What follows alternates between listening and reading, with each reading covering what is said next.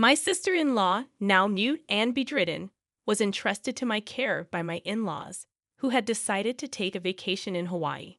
Just before departing, my husband Jack made it clear that taking care of her was my responsibility, emphasizing that I shouldn't slack off.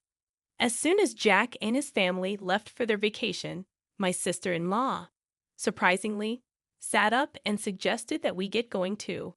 My name is Lisa, and at 29, I had abandoned my teenage dream of becoming a pop star, realizing its fleeting nature. I ended up in my late 20s, dating Jack, whom I met through a friend, largely due to my mother's persistent desire to see her grandchild. Jack, despite having once aspired to enter the entertainment industry, now worked at a prestigious trading company in downtown Manhattan. After college, I had worked at a bank until I got married, at which point I quit my job. On a visit to Jack's parents' house, I learned about his younger sister Lucy, who, as a child, had contracted encephalitis from influenza, leaving her mute and bedridden due to brain damage.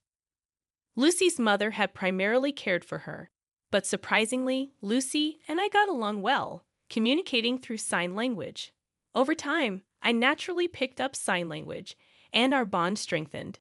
Despite this, my mother-in-law, who was quite different from Lucy, was consistently sarcastic and critical of me. Jack and I lived in a condo about 30 minutes away, yet my mother-in-law would occasionally show up unannounced, nitpicking and issuing traditional instructions like keeping Jack's shoes clean and neatly folding laundry. She referred to Jack as Jackie and insisted on outdated practices, such as not going to bed before him, regardless of how late he got home. During our dating and early marriage days, Jack had always been kind and never disagreed with me, despite his mother's influence. Initially, Jack was incredibly considerate. If I mentioned feeling unwell and suggested having dinner outside, he readily agreed. Likewise, if I expressed interest in a designer bag, he would purchase it for me the following month. However, approximately a year into our marriage, Jack began to change, or perhaps reverted to his former self. He started coming home late from work, consistently smelling of alcohol. On weekends, Jack claimed increasing work responsibilities, making him too busy for family time. Oddly, even during visits to his parents' home, he would decline my invitations to join him. Frustrated, I decided to confront him about the growing distance between us. Jack, you've become so distant lately. It feels like you're a completely different person, I expressed. Jack glared briefly before dismissing my concerns. That's not true. You're overthinking things, he replied. Unconvinced, I pointed out that he rarely spoke to me anymore. He told me to stop bringing it up and walked away, ending the conversation abruptly. One Sunday, Jack surprised me by announcing he was going home. This was a departure from his usual refusal to have me accompany him on such visits. Eagerly, I offered to join him, expressing a desire to see Lucy as well. Jack's reaction was mixed, and he remarked on our seemingly close friendship. Despite his subtle grimace, I drove us to Jack's family home in Nebraska. Along the way, we stopped at a bakery to buy pastries as a gift. Jack's mother, who typically frowned at my presence, lit up upon receiving the pastries. When we arrived, she greeted us with a frown, as if displeased to see me. Undeterred, I handed her the pastries, and her expression changed like a child receiving a cherished toy. Curious about Jack's father, I inquired about him, learning he was out at a meeting. Jack's mother asked if I needed something, to which I replied that I didn't, just having something on my mind. He replied, I hadn't heard anything about this from Jack. What's going on? Did you have something to tell your father? I asked. Jack retorted, It's none of your business. What do you mean? We're a married couple, aren't we? Can you just stop nagging? His mother chimed in, Exactly. If Jack doesn't want to tell you something, you shouldn't be prying. Recognizing the futility of arguing, I chose not to respond. Just then, Jack's sister appeared. Oh, Jack, you're here, she said. Jack seized the opportunity, saying, Sis, perfect timing. I have something to discuss. She inquired. What is it? Jack proposed. I can take a long vacation next month. I was thinking about a family trip to Hawaii. How about you, sis? She replied, I'll pass. I don't have a passport. I was taken aback. Jack, usually busy with work, was suggesting a trip to Hawaii. Concerned, I asked, Jack, is everything all right with your job? His mother seemed displeased with my involvement and said, You shouldn't meddle with decisions Jack has made. You're really nosy, aren't you? Jack's mother then revealed the real reason for the meeting. I was to take care of Lucy during their vacation. Though momentarily surprised, I realized staying with Lucy was more appealing than going to Hawaii with my mother-in-law. I agreed to take care of Lucy, but I questioned why they had to bring me all the way there for such a discussion. Jack explained he expected resistance and wanted his mother to convince me forcefully if needed. Dumbfounded, I left the room to go to Lucy's room. Lucy was delighted to see me and asked how I'd been. When I explained Jack asked me to come along to their parents' house, Lucy remarked on Jack's change in behavior. Lucy suggested I stay over, and we had a great time chatting. An hour later, Jack came to get me, and we headed home. Lucy gave me a slight wink, hinting at a shocking truth and an even more shocking plan. A month later, on the day of the Hawaii trip, Jack and I went to his parents' house. Despite not going to Hawaii, I brought luggage to stay with Lucy for a week. As departure neared, the family insisted that taking care of Lucy was my job, and my mother-in-law added, Please get along well with Lucy. It's better for you to stay here, isn't it? If anything happens to Lucy, it's all your fault. Unfazed, I returned to Lucy's room. At that moment, Lucy sprang up energetically and called out, Come on, let's get going. This echoed a recent conversation where Lucy revealed she could walk and converse, a secret she had kept since last year. I suppose, why have you been hiding this from the rest of the family? Lucy began sharing an unexpected tale, saying, Actually, my father and mother are both remarried. I'm my dad's child from his previous marriage, and my sister and brother are from my mom's side. Surprised by this revelation, and considering the usual coldness from my mother-in-law towards Lucy, I couldn't help but think, I thought so. Is that so? Lucy confirmed, Yeah, my mom despises me. And I didn't want to talk to her, so I pretended that I couldn't. Curious about her father's knowledge, I asked, And your father? Lucy explained, Dad knows everything. He's always on my side. Understanding the situation, I said, I see. That's why, regarding this trip to Hawaii, I'm thinking we should go too. Perplexed, I asked, what do you mean? Lucy explained, I mean I'm planning to go to Hawaii on the same day with you. We'll even stay at the same resort. Her proposal caught me completely off guard, and I responded, What? I'd be thrilled to go to Hawaii with you, Lucy. But do you even have a passport? Confidently, Lucy revealed, Of course. I secretly got my passport last month. And don't worry about the expenses. My dad is covering our plane tickets and the resort, including yours. Excited about the unexpected turn of events, I said. I see. I'm really looking forward to this. That's how we ended up at the airport, Lucy and I, arriving in Hawaii early in the morning. My father-in-law, who had been supportive, was there to see us off. Expressing gratitude, I said, Thank you, father-in-law.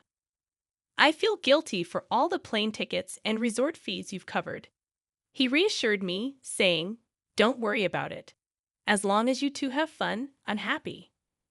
After landing, we took a taxi from the airport and checked into the resort hotel. Lucy and I were sharing a room, and as we settled in, I mentioned to Lucy, Your father seems pretty well traveled. Lucy shared, Yeah, he's been on several international business trips. He's even been to Hawaii a few times. Planning a surprise for Jack and the family, Lucy said, So what's the plan? I'm guessing my mom and everyone will dine at the restaurant here tonight. I'm thinking of surprising them. Excited about the idea, I replied, That sounds like fun. I'm excited. Should we get some rest to recover from jet lag? Lucy agreed. That sounds like a good idea. Unable to sleep on the plane, We took a shower, climbed into bed, and quickly fell asleep. Waking up around late afternoon, Lucy was already awake and starting to wear makeup. Apologizing for sleeping too much, I reassured her, "No, don't worry about it. I just woke up too. We really had a good sleep, didn't we?" Fully recharged and ready for our battle. Around 7 o'clock, I suggested, "I'll go and check the restaurant."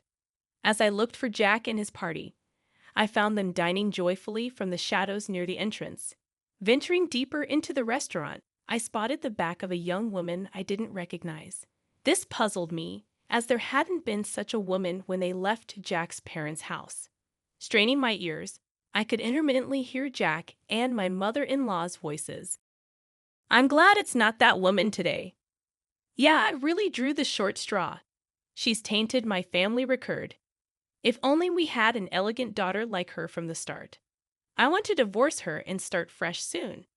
Try to find a reason for the divorce and extract hefty alimony from that woman. Even without a cause for the divorce, it's fine. I can fabricate as many as I want. She's so bad that I want to throw her in the trash. I want to see my grandchild from you and her." My mother-in-law was giving the woman a smile she had never shown me before. I was driven by the urge to step forward and see the woman's fate, but I held it in.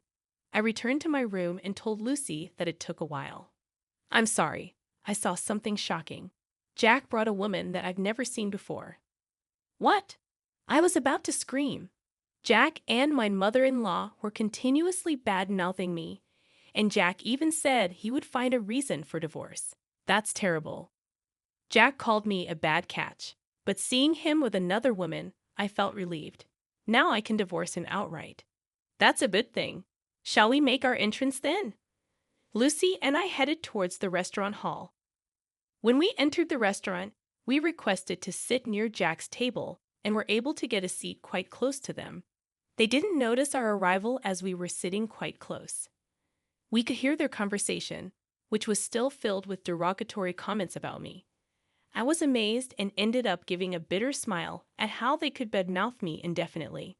Seeing my face, Lucy gave a nod with a smile, a cue for us to begin our counterattack. I stood up from my seat, stepped forward towards Jack, and shouted, "Are you all having a good time?" I'll never forget the look on Jack and my mother-in-law's faces at that moment. Their mouths agape and eyes wide open, they froze for a few seconds. After a few seconds, my mother-in-law finally spoke. "Why are you here? And how did Lucy get here without a wheelchair?" At her words, Lucy stood up, gave my mother-in-law a smile, and said, "I don't need a wheelchair. Thanks to you, my body and speech have returned to normal. I must have caused you quite a bit of trouble for a long time. Lucy, when did you regain your ability to speak?" "I wonder when that was. Maybe last year." "Then why did you hide it until now?" "Because it was better if you guys continued to believe that I couldn't speak. You and Jack were speaking ill of me earlier, weren't you?" My mother-in-law's face turned pale in an instant. "What do you mean?" she asked. "Yeah, we weren't saying anything bad about you, Lisa," Jack retorted. "That won't work. I recorded everything on my phone. Do you want me to play it back right now?" I countered. My mother-in-law fell silent, but Jack stood up. "Lisa, you've been causing me trouble all this time, and now you're making these outrageous claims," he barked. Jack was the one making absurd claims, so I retaliated. "Once I return back home, I'll immediately contact my lawyer to initiate our divorce procedure. You can't deny the fact that you're on a vacation abroad with another woman. Plus, you described being with me as drawing a blank lottery ticket. So, I expect you to demonstrate sincerity by paying a hefty compensation for that comment," I declared. At my words, my mother-in-law seemed to acknowledge her defeat, and her attitude abruptly changed. "Lisa, dear, I really like you. Please try to get along with Jack. This woman is not involved with Jack," she pleaded. "I'm sorry, but I can't do that. Since I am a blank lottery ticket, I cannot live with Jack. Please enjoy your time with this woman. Oh, and I might also seek compensation from her." "Isn't that exciting?" I smirked. The woman in question turned pale and began to tremble upon hearing my words. Unfazed by the public gaze, Jack fell to his knees and pleaded, "Lisa, I beg you, don't make this a big deal." "My company has strict rules about this," he implored. "What's that?" "You don't sound sorry at all," I replied. Jack appeared taken aback, then tried again. "Lisa, I beg you, forgive me. If my company finds out, I'll lose my job," he confessed. "Though your place sounds better now, I will never forgive you. You are married, and yet here you are on an overseas trip with another woman," I said firmly. Upon hearing my words, my mother-in-law also fell to her knees next to Jack, pleading, "Please forgive my son," tears streaming down her face. By this time, all the other customers were watching us, and the restaurant manager started walking towards our table. Seeing this, I got up and said, "Well, Lucy and I will head back to our room. You all enjoy your Hawaiian vacation. I guess things will get a bit difficult when you get back home."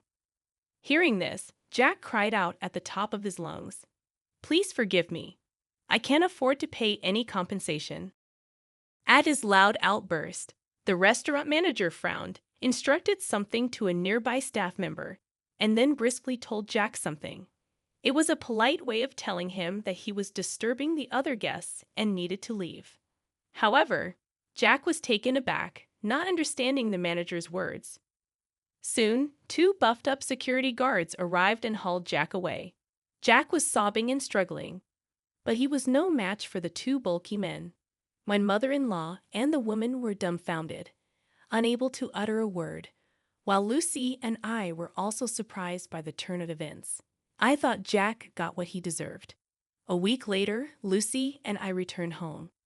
Jack was quickly released and seemed to have returned to his room.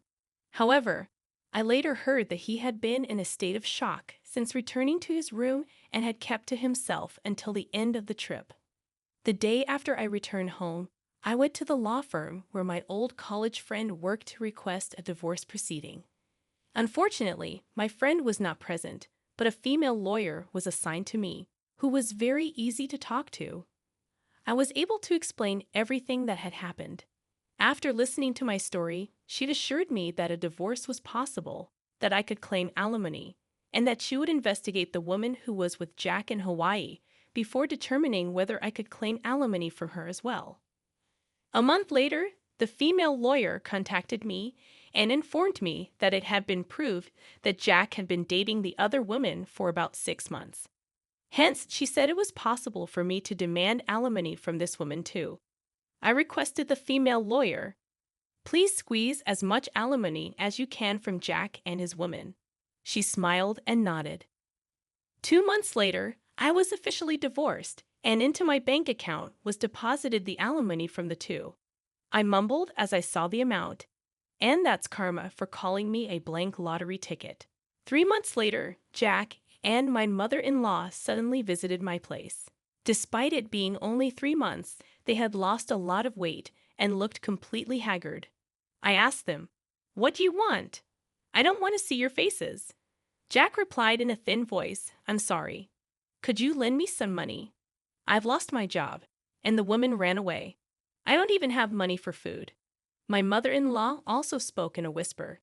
"I've divorced my husband too. I don't have money. Please, I beg you." My mother-in-law was in tears. I responded, "Too bad. I have absolutely no obligation to help you. And even if I did, I would never help you guys out. Now please leave." After they left, I sprinkled a large amount of salt at my entrance to get rid of bad energy from my house.